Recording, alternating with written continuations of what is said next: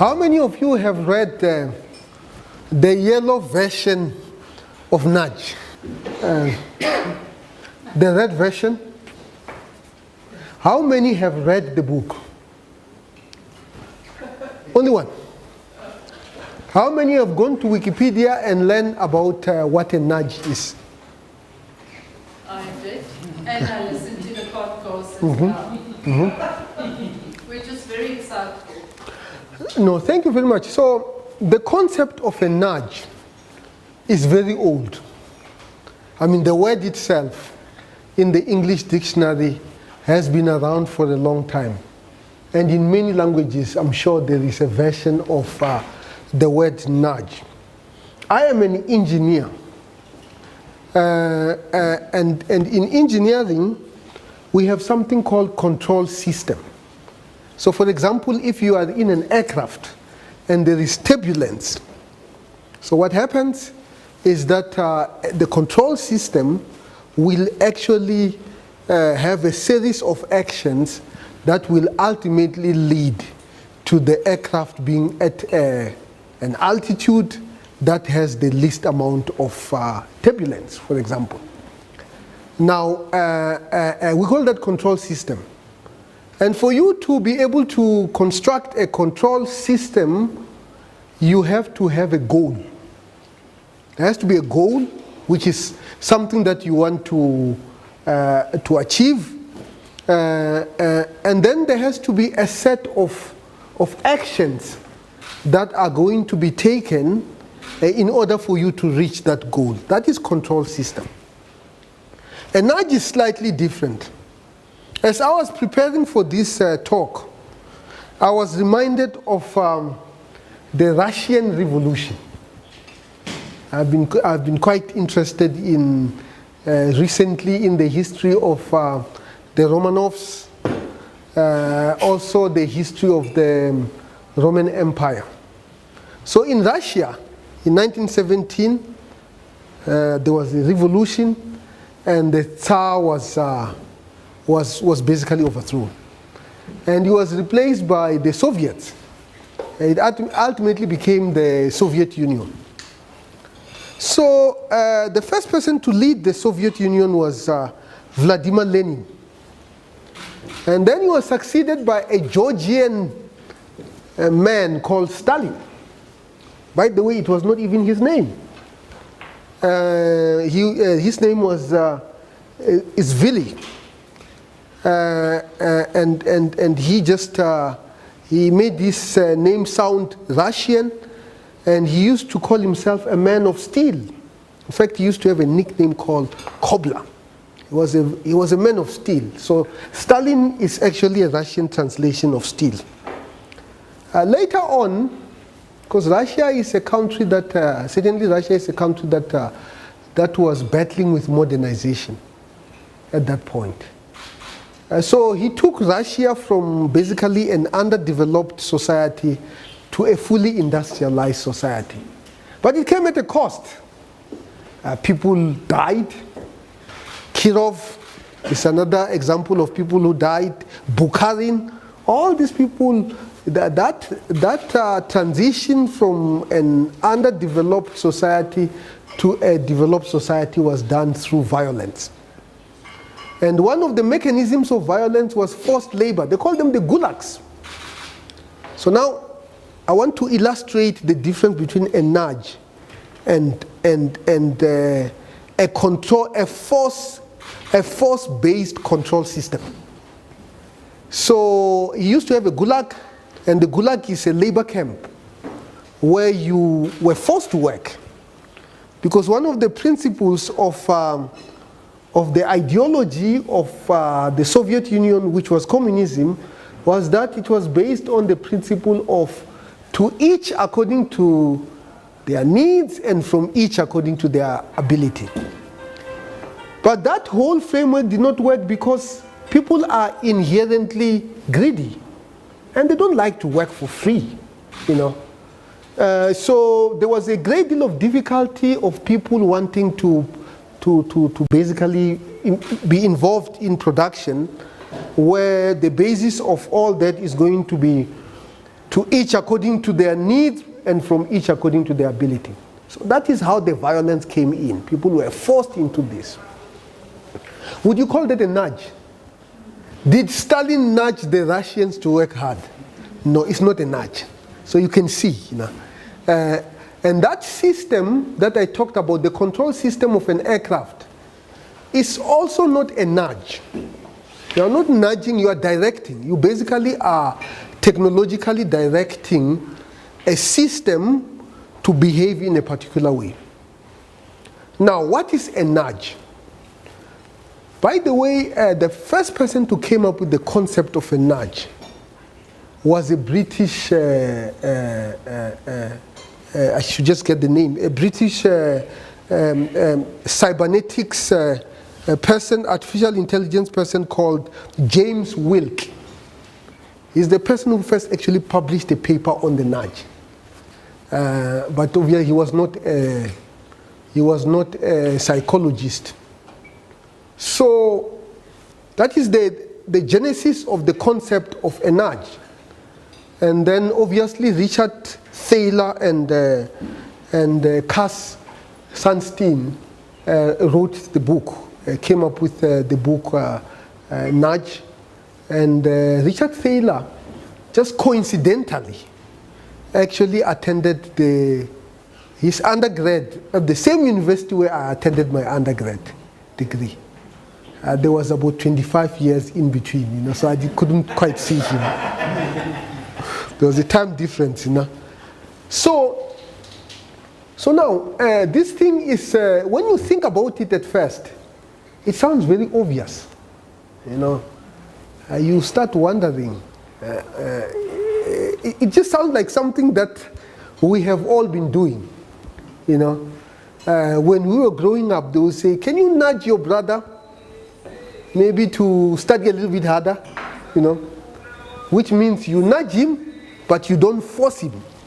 You don't go and take a chair and then put him there and put chains so that he has no way of moving out. So it actually sounds quite obvious. And it is located in the field called behavioral economics. Because in the theory of rationality, a rational agent always maximizes his utility or her utility. But when you observe people, you realize that they don't necessarily do that, and they are actually quite irrational. And because people are irrational and they are non-linear, maybe in mathematical terms we'll call them non-linear, they can be subject to manipulation. And this is actually very, very important characterization of nudge. There is a bit of an element of manipulation. That I manipulate the facts so that when they come to your mind, you are going to act in a particular way which will achieve some desired outcome. So that is really what it is all about. Now, we all now see the difference between forced system, control system that is intended to make you perform certain tasks. There is force there. Then you have a nudge where there is no force, but there is manipulation. That manipulation might be based on some form of reinforcement. Some of it might actually be just because as human beings we have evolved to perceive certain things, and if you manipulate our visuals, sometimes we see them differently, and then you are able to get a particular income. Recently I went to Woolworth, and when I was at Woolworth, I was looking for chocolate while I was at the till, almost to get to the till. So I was asking myself, I look around, I couldn't see a chocolate. It was here at Rosebank. And then I know there must be chocolates somewhere in the shop, and the line is long. Is that short line where you must have like less than 6 goods. The line is long that if I disappear, I will have to come and stand at the back, and it will take a long time. So I ended up leaving Woolworth without my chocolate. Then I later found out that no, Woolworth has actually adopted the theory of the nudge. So they want people to eat healthy. And what they are doing now is that at that till, the sort of goods that they have now, if you go to certainly the one in Rosebank, are actually vegetable crispy chips and so on and so forth, instead of the nice stuff that we are almost used to. So that is an element of a nudge.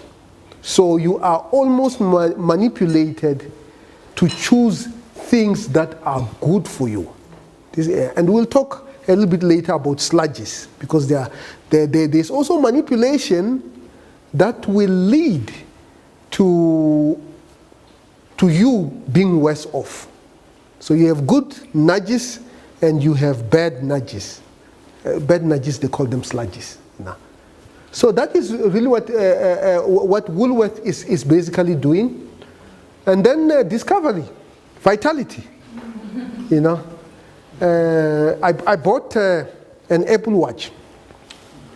And every now and then it will remind me that I have been sitting for too long.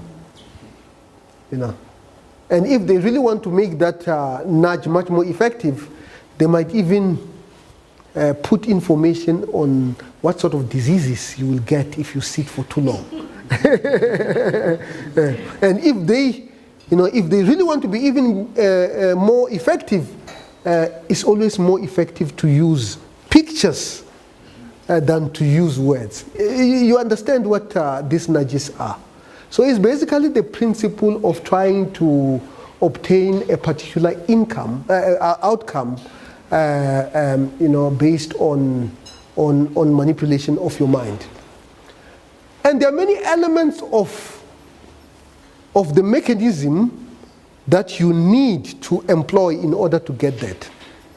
It can be visual, it can be linguistic, it can be organizational, like what they are doing at Woolworth, and so on and so forth. Linguistic, and this is a bad nudge. So you go to Facebook. The model of Facebook is basically for you to give them your data in exchange of your in exchange for the account. But before you actually get into Facebook, they present you with a contract.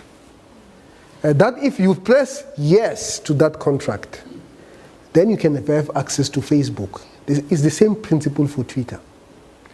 If you say no, then you can't have a Facebook account. But it is in their interest for you to say yes. So you have these people who go and design a nudge that will absolutely incentivize you to say yes. So they have this contract, and this is what I hear. And I've tried to do it. I tried to read those contracts. After a few sentences, I'm almost falling asleep. And the reason for that is because they are nudging you not to read. In fact, they are nudging you not to understand what is in that contract. Do you get, So, the other example, part of the reason why I am physically fit is because I exercise. And I'm a member of Virgin Active. It is much easier to join Virgin Active than to actually unsubscribe. That is true. I mean, let me tell you a personal story. I was a PhD student in England at the University of Cambridge. And when I came back, I still had an account with Barclays. And then I realized that it is going to negative. So I start owing them because it's not an active account. So I called them and I say, I want to I want to close the account. It was the most difficult thing to do. Firstly, the toll-free number did not quite work when you were in South Africa. So I was paying. And I asked, so why? I said, you need to write so that we can close your account. Of course, they can be able to close it over the phone. And the reason why they wanted me to write is because the more barriers you put on the way, the more people you can catch who are about to jump off your account. So this is the theory of nudge. Now we're living in an era where we are all connected to the internet, to Facebook, to Twitter, and also the era where nudges are becoming electronic and they are becoming much more effective. Now, what is the meaning of democracy in an era where it is actually scientifically possible to nudge you to vote in a certain way? So that is actually the things that we need to start being worried about. That these big companies actually know about you more than you know about yourself. And they have mechanisms, technology, and knowledge to be able to nudge you to behave in a certain way. What do all these things actually mean? So now, before I come back to South Africa, because as I was preparing this talk, I spent a great deal of time thinking about what is supposed to be done in South Africa, and also before I specifically talk about the contents of the book. So politicians have taken this issue of nudge very, very seriously. Prime Minister, still remember the Prime Minister called David Cameron, the architect of Brexit. Of course, because he couldn't quite put his political arrangement together. So he made a deal that if he was supported, he's going to do a referendum about Brexit. He was a gambler, if you think about it. That was not the only deal he made. The other deal that he made was that if he is supported, he is going to ask the Scottish people whether they want to be part of the United Kingdom or not. And it was a close call. Yeah. It almost ended up with the dissolution of the United Kingdom. But he set up a nudge unit in the UK. And what he was doing with this unit was to find innovative ways of changing public behavior. It sounds scary, isn't it? If we go to the same story that I mentioned at the beginning, the story of Joseph Stalin,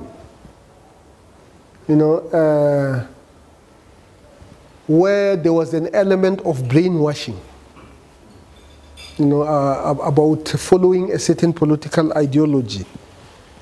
The way, when you read about some of these nudges, it almost sounds like there is an element of brainwashing. What makes it acceptable is probably the absence of force. If force was in the picture, and if we analyze the outcome is actually not that different.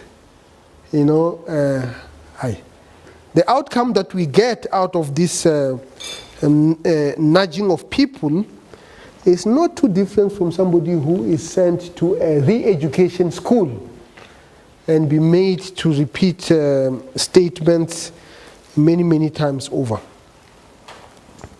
As we speak today in England, you have this nudge units have run more than 750 projects. And many of these obviously are good. How do you nudge people to save more? How do you nudge people to pay their bills? Something that ESCOM can actually learn from. Given the fact that they are owed 16 billion rands by certain neighborhoods. And it's not only the United Kingdom that have started using nudges. The People's Republic of China probably has the most sophisticated system of nudges of them all. They have just introduced something called a social score. So they have all these cameras that are looking at what is going on. If they know who you are and they know what you're doing, if you cross a red robot, you are scored. If you have a parking ticket, you are scored. If you forget to pay your bill, you are scored. And this social score is available to businesses.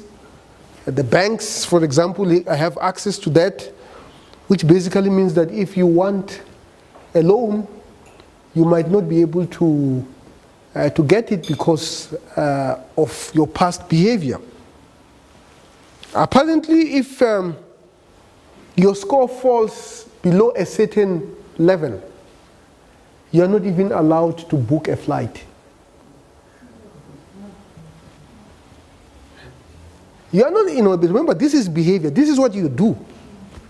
You are not arrested for speeding. You are just penalized. No. We don't necessarily have that. When I was living in the United States, they used to have a rule that if you get, I think, four tickets, your license was automatically suspended. It was in Ohio, So you have lots of people who have driver's license, and that was before the era of the Uber, who would be wanting to be taken to work and to places because their license has been suspended for 6 months. So another example, we cannot question the fact that if we all don't speed, if we all don't park where we are not supposed to park, if we all don't miss our bills, that it is actually good for society. So that is an example of what is actually happening. Another example, and I think Spain was one of the first countries to do this, is the issue of donation of organs. We take it for granted that when people die, all their body parts actually are not useful. But the fact of the matter is, you can be able to harvest kidneys from people who have died, who have just died, And if you go and look at how many people are waiting for kidneys, then you can see that it's something that is worthwhile. But in many civilized society, they cannot harvest your body part unless you specifically fill in some form that in case you die, your body parts can be used either for medical research or to save somebody else. So what the Spanish people decided to do was to make a rule that everybody, when they die, their body part can be used, unless they opt out. You see, unless you opt out. If you opt out, nobody's going to question you and say, okay, here is the form, and we are not going to do anything about it. But if you don't opt out, they assume that you don't mind. Just because there is an element of effort in opting out, actually leads to more body parts available for transplant. You know. Look, I mean, we can argue that there will be somebody who probably would just never have the time to go and opt out. So circumstances have not allowed the person to be able to go and opt out. But if it was easier to opt out, the person would probably have opted out. So there are some ethical issues around that. And in the UK, the pension system, they're quite worried that you have more older people in a society than young people. And what they decided to do was that automatically, I mean, the whole concept that we have here also in South Africa, that if you go to some form of employment, formal employment, that the issue of some money going to pension is actually quite, it's automatic. In fact, it's a law. That one is not, do you think that is a nudge? Is that a nudge? No, that's force. No, that is a force. Like, for example, you can't go, if you go if I go to my employer here at University of Johannesburg, by the way, I'm also an employee, you know. In case you were wondering. If I go there and say, you know, I don't really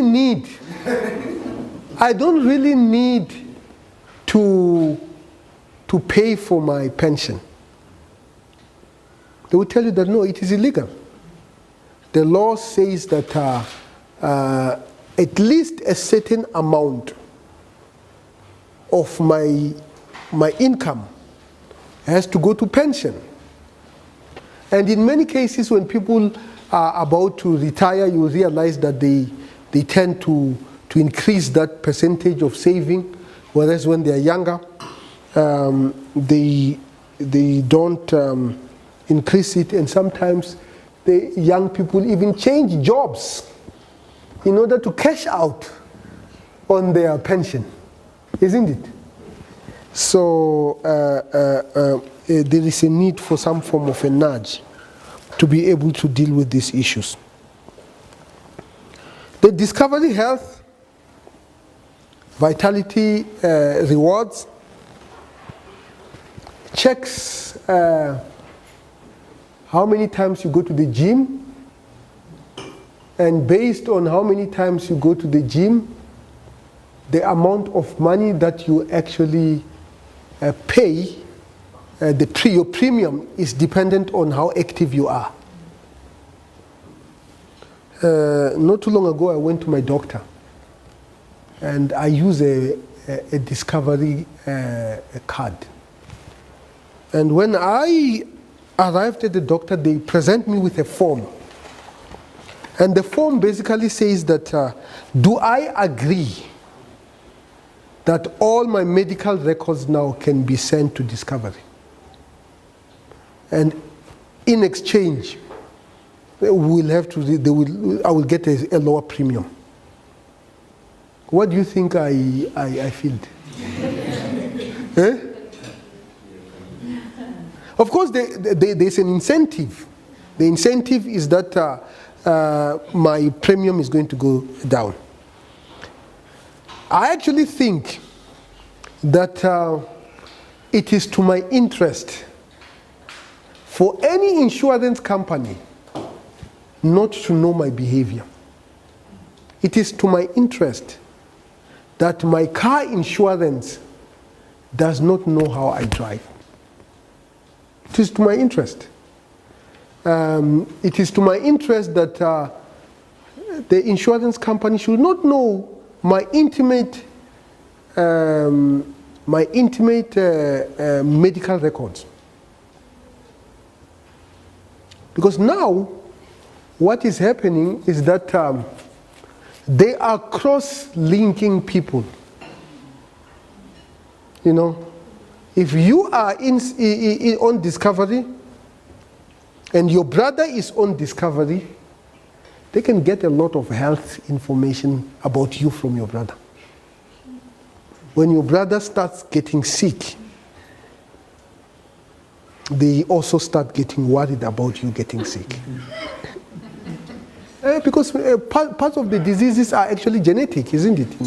You know, you do know when you go to a doctor and they'll say, has there been a family member who has had this disease and so on and so forth. And now because of the collection of data that has expanded so much, we are living in an era where this information is readily available. Now, coming back to South Africa, okay, maybe just one last example, which I picked from the book itself. So in Chicago, there used to be this road that was bending. And there used to be lots of accidents. So what they decided to do was to have lines. And when you come closer to the bend, the distances between lines become closer and closer. So as you are approaching the bend, it starts looking like you are accelerating. So what you do, then you do the brakes. And by the way, that is exactly what happened. You probably have seen on N1, whenever there is an accident on the other side, the side where there was no accident automatically slows down because people are looking, you know, and so on and so on. They are being nudged to stop. You know. So it's more or less the same thing. It is manipulation, you know, because it is giving you an experience that is not real. And based on that experience, you then decelerate. Now, recently, people have now decided to differentiate between a nudge and a sludge. Now, a nudge is something that is good for you. Like, for example, eating healthy is actually good for you. Going to the gym more, as my watch would normally tell me every now and then to stand up because I've been sitting for a long time, is actually good for you. So all those behavior altering things that you do in order to get people to behave in a certain way are actually now classified as nudges. Then you have others, you know, like for example, if you have a credit card that charges you a lot of interest rate, anything that is put in place to make sure that it is difficult for you to stop using that credit card is a sludge. So a sludge benefits somebody else, not you, to your detriment. Whereas a nudge, you know, benefits whoever is going to give you benefits, but you also benefit. So that is what has actually been the thing that is now quite popular. Now, coming to South Africa, we have many problems in South Africa. Our problems are many. Is it possible for us to use this concept of nudges to improve our society? A few weeks back, in fact, it's not a few weeks back, last week, President Ramaphosa, in his State of the Nation address, announced that he was establishing a new city. Do you think it's a good thing or a bad thing? This city is going to be in Lanseria. It's going to be a smart city. Do you think it's a good thing or a bad thing? I think it's a bad thing. I think it's a bad thing. Why? Because we don't think we have the money at the moment to be funding smart cities. So I think we should rather wait a bit and focus the money on more important things at the moment. So I don't think it will work. Not now. Look, the idea of building smart cities is good. Yeah. You know, the idea of expanding our urban centers, as long as it is sustainable from an environment perspective, is actually a good thing. My only worry with that is that we have the Johannesburg CBD. We have a city that already exists. Yes. That is decaying.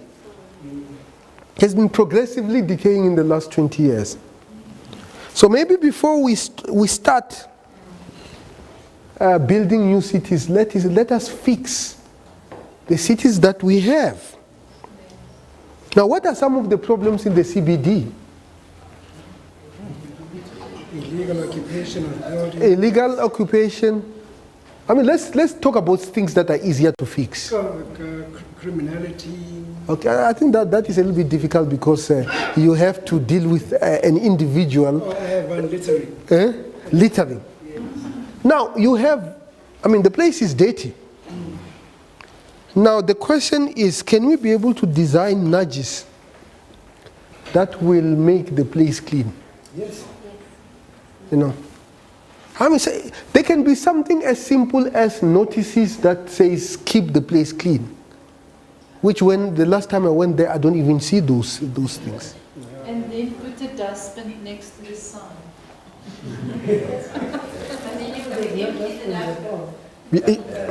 Yeah.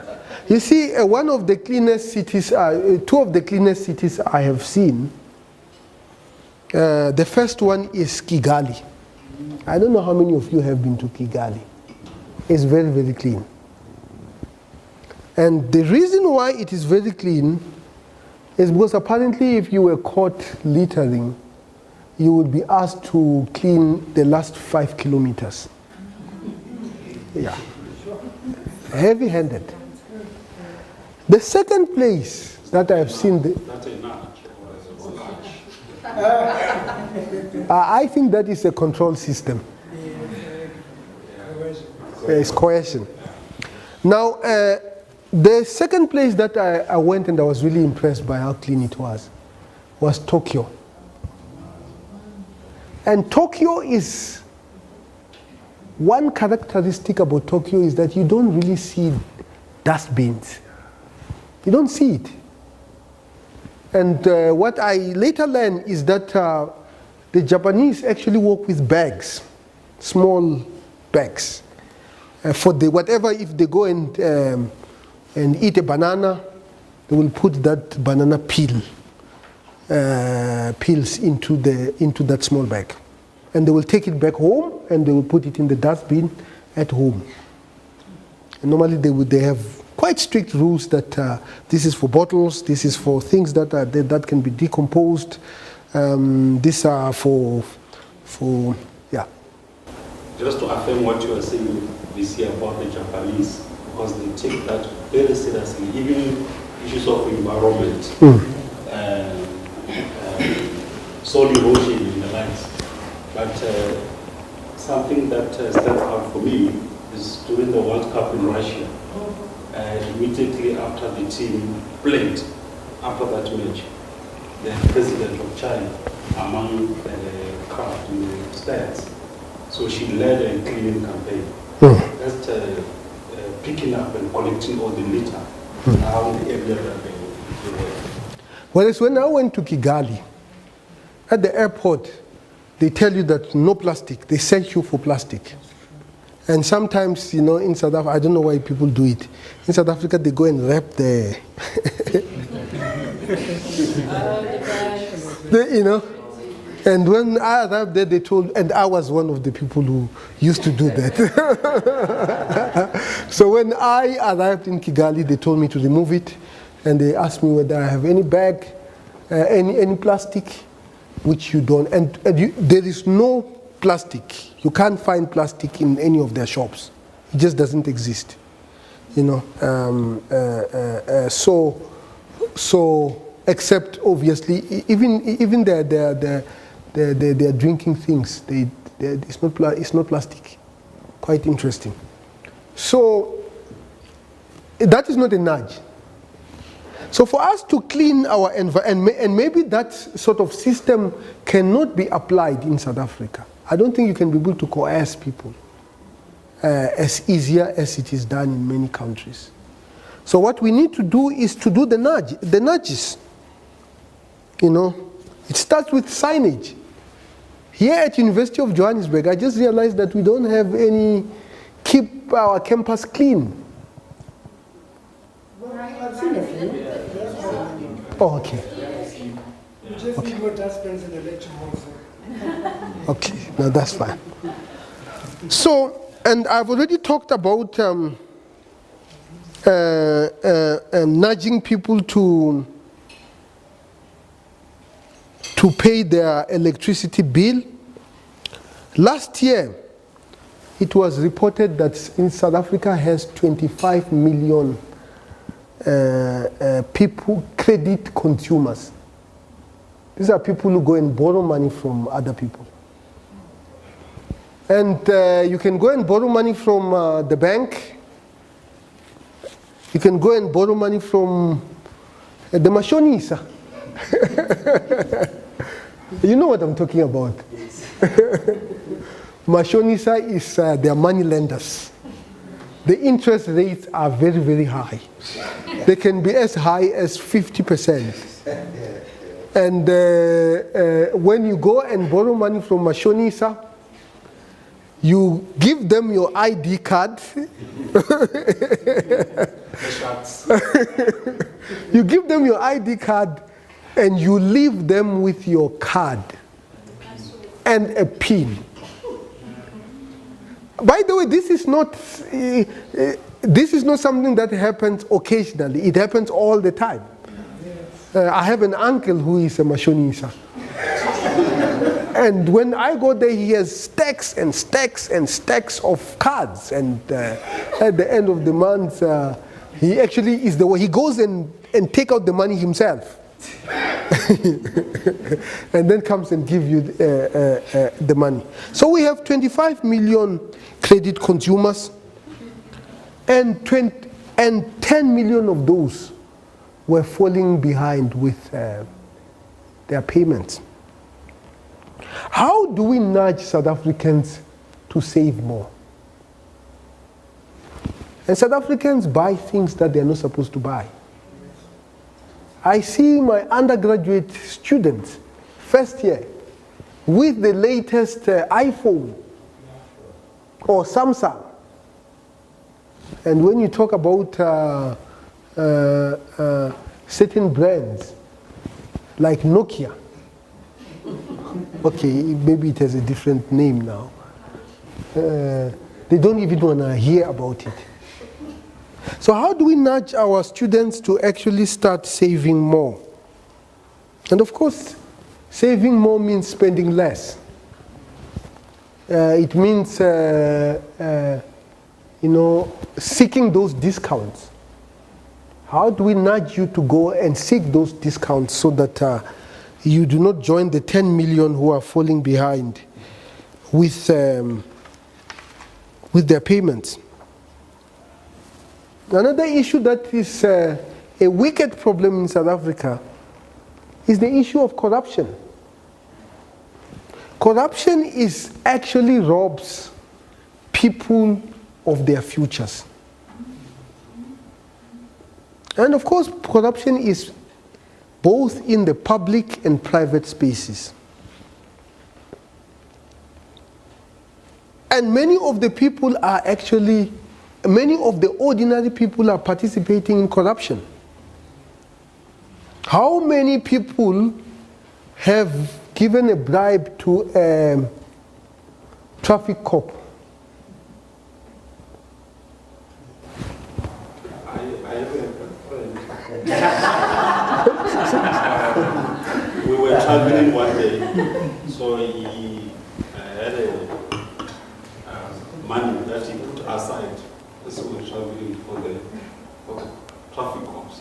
So he just put it aside that he was going to buy.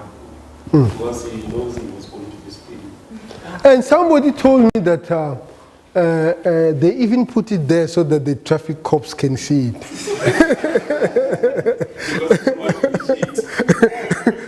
So the traffic cop will come and say, by the way, I have never, this is all what I was told. I've never, no, I'm actually quite, I'm a slow driver. So it was like, so you were speeding? This is what he was telling me. Says, yeah, I was speeding. Says, yeah, you know, it's very expensive. And apparently the guy kept on looking at the money. So corruption actually robs us of our futures and the futures of our families, our children. When we go to public spaces, how many nudges do you see that discourage people from participating in corruption? I mean, something as simple as saying that, you know, if somebody asks you for a bribe, this is the number you should call. You know? None. Well, there are here at UJ, I've seen a few. Well, UJ is an exception. Because it is an exceptional university, you know. But I'm talking about if you go to public spaces. Yeah. I mean, I think maybe yes. You know, the situation at hand is personal benefit. You know, maybe when you are outside from benefiting, you know, if I was driving and I know I was driving very badly and I see a traffic cop, I'm going to benefit from the bribe. So the question is personal benefit. Hence that you can talk and hate corruption, but the minute it benefits you, then the story changes. Not necessarily, it depends on your values. But also to the contrary, I want to say a conversation with the former public protector on issues of corruption, why it's so endemic in this country. And she says, if you are a public official and you are in a municipality as a public representative, the question that comes to mind is if somebody asks you, what did you do while you were in office? What did you do? How did you benefit? That is the ultimate answer. So if you had your 5-year term, it ends, and then you are out of the picture. But what did you do while you were still there? Why are you poor when you had all the opportunity? So that is how it is. Absolutely. So this is how we are actually able to solve this problem. Now, coming to the book itself, this book, it starts very similar to the book Thinking Fast and Slow, which we read last year. So for you to be able to manipulate the mind,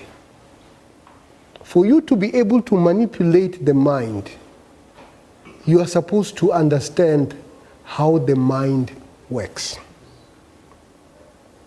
And in Kahneman and Tversky, he basically says our mind is divided into two systems. System 1 and System 2. And System 1 is quick and it is fast, and normally it's not as accurate. Whereas system 2 is when you start calculating.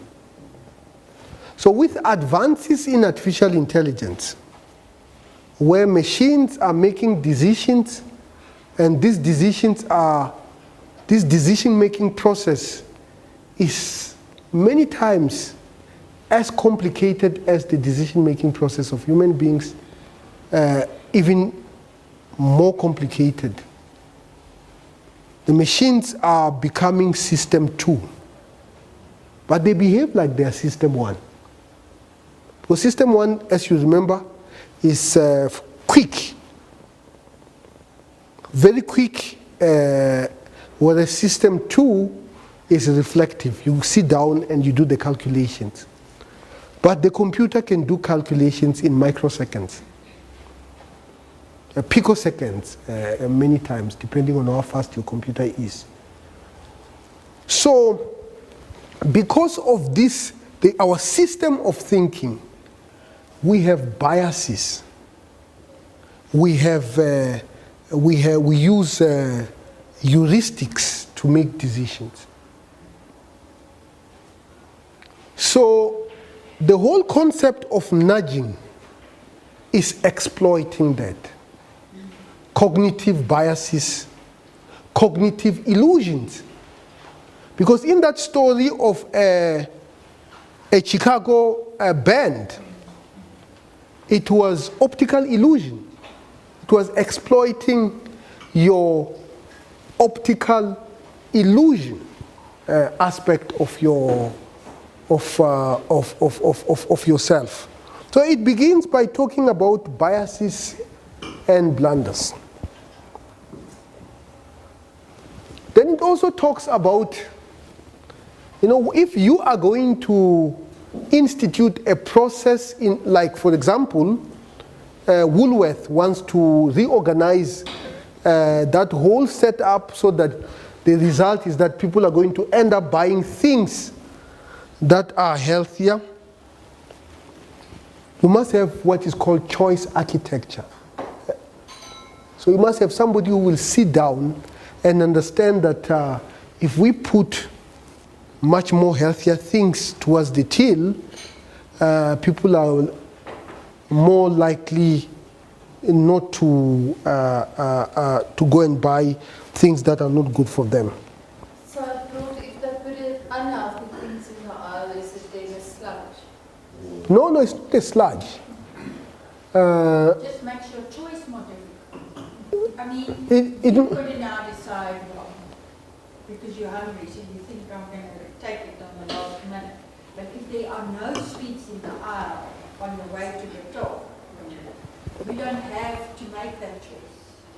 We push towards the healthier because there are no sweets. As you left yours without the chocolate. I mean, the thing about it is that the things that you put next to the till are the things that everybody who comes to buy will see. Everybody will see. If it is on the side, I mean, you probably will go to, if you are looking for the soap, you will go to the soap section and pick the things, but you'll come and stand there waiting for the till, and that is the things that everybody who comes will see. So because of that, those are the things that are most likely to be bought by many people in the last minute. Because you are coming there and you see a very nice looking chocolate, you take it. I call it temptation aisle. Yeah, exactly. It's a temptation aisle. So, so somebody now realizes that because it's a temptation aisle, let's remove things that are not good for you. It's not a sludge. Or would you say it's a sludge? No, it's a deliberate nudge. Yeah. It's a deliberate nudge. But you could have thought, Woolworth could have said, no, I don't care what happens to you. As long as you go and buy, whether it's 30 chocolates and you go and eat them, in the end, I actually benefit. Now the question that you need to ask yourself is, what does Woolworth gain by putting healthy things next to the at that aisle? It's clear what Discovery gains by making you walk. Because if you walk, you are less likely going to be sick. Somebody once said that insurances want you to be as healthy as possible. But when you are really unhealthy, when you are terminal, it wants you to die as quickly as possible.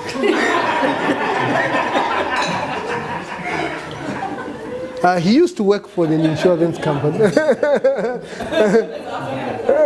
Is that so? If they were purely capitalist, yes. But they are purely capitalist. Many of them are. Yeah, because they are there. So, and by the way, it's a logical thing, because apparently people spend, they say if you collectively look at how much money you spend at a doctor, with a doctor, they say almost 60% of it is in your last few years of your lives. You know, because when people are about to die, they have bigger diseases that are much more expensive. You know, whereas when you are in your 20s, you are dealing with flus and little things. Occasionally you will have big things, but you know, so. And then the second one, Yes, sorry, DC, earlier you said in our country, we don't see much of nudging. Yeah, nudging. Yeah, and you obviously did not give the reasons, but I'm sure that's that's not the issue. I'm sure the reasons are obvious. But I think the government is resorting to things like taxation, as we see it in smoking, drinking, the imposition of tax to discourage people from smoking and drinking. And the likes. Which is coercion in a way. I'm just trying to... The smoking is actually not a nudge. Because if you smoke, in a restaurant, they literally will force you out. They will say, go out, you know. Yeah. So if a nudge is if they make it a setup, they set it up so that you tend to go out and smoke outside. But I think Yes. I think the example that Lebron was talking about is that the government imposes taxes on cigarettes to discourage smoking. Okay. Yeah, that is a nudge. Yeah, and I think he was arguing that was a nudge. It's a nudge necessarily. No, it is a nudge. I think I get it. That's Yeah. really a nudge. Yeah. Yes. Because a nudge means you can opt out. Yeah, you can still do it, you just pay more. Yeah. You're not banning cigarettes. You have an option. You have an option. You have an option. Less desirable. Exactly. So that is a nudge. Some nudges have all of them must have force. It might be an invisible force. It might actually be an invisible force. And then the second part of the book is about nudges around money. Yeah. How do you save more, and so on and so forth. How do you invest? And then the third part of the book was about health. You know, issues of donating body parts to those who need them. You know, how do you increase the general health of people, exercising more. And then he talks about freedom, improving school choices, for example, nudging people to to invest in schooling and so on and so forth. So this is really what the book is all about. When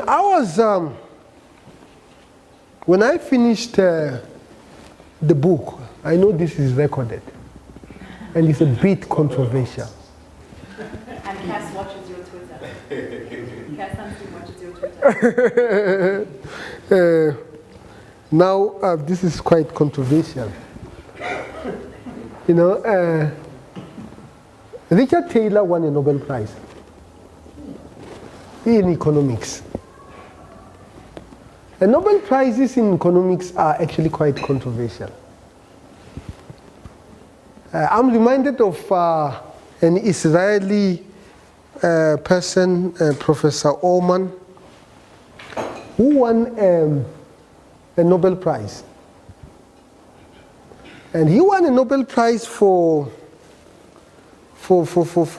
discovering that if you are going to use a particular service over a long period of time, there is an incentive to develop a relationship between the two. So that person, there's an incentive to give you a good price. For example, your corner shop.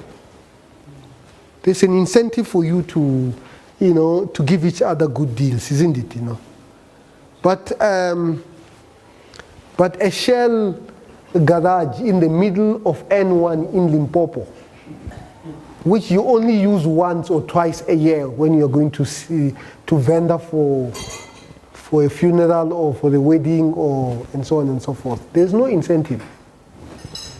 So he was explaining this. Says, yeah, this is what I want it for. Then he realizes that it seems to be like an obvious theory, you know, isn't it? Says, I know it looks obvious. So he said, I was not going to refuse it, basically, when I received. So there's an element of simplicity in these things because they're obvious things, you know. But obvious things are probably the most difficult for people to implement and to actually make sense of. That's very true. One of the major deans at the Department of Marketing, Dr. Phineas Mbango, once said, he was my lecturer, common sense is not always so common. Since that day, when I think of something as common sense, I remind myself that actually common sense says you should wash your hands after the bathroom. But how many people, especially men, don't do that? Wow. And by the way, that is common sense. But in reality, being too clean is actually very dangerous. No, because germs are good for you. I mean, yeah. You know, if we go and put you in some highly clean environment, the moment you walk out of that environment, you're gonna die because of some simple flu. No, that's very true because your body isn't used to that. Yeah, exactly. That is why they put the fly in the urinal of men's toilet. Yes. Okay. No, that one was a nudge. By the way, the first time I saw this, I saw it also. Singapore also has this thing.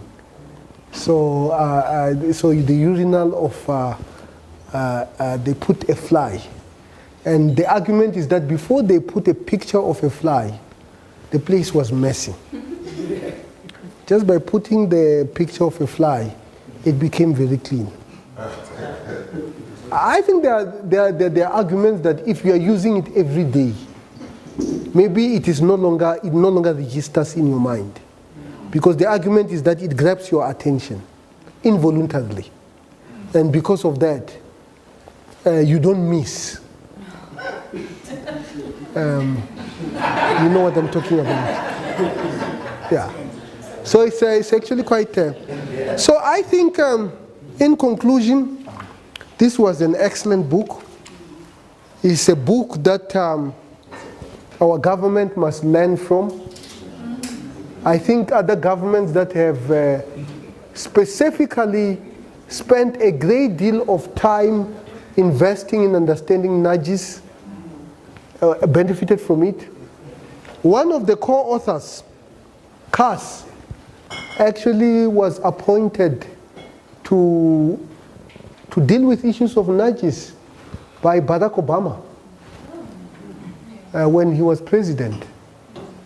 And so these are important things that also need to be incorporated into our body politic, into our policies, so that we are able to make the choices that are good for us as a society, good for us as a community, and good for us as individuals.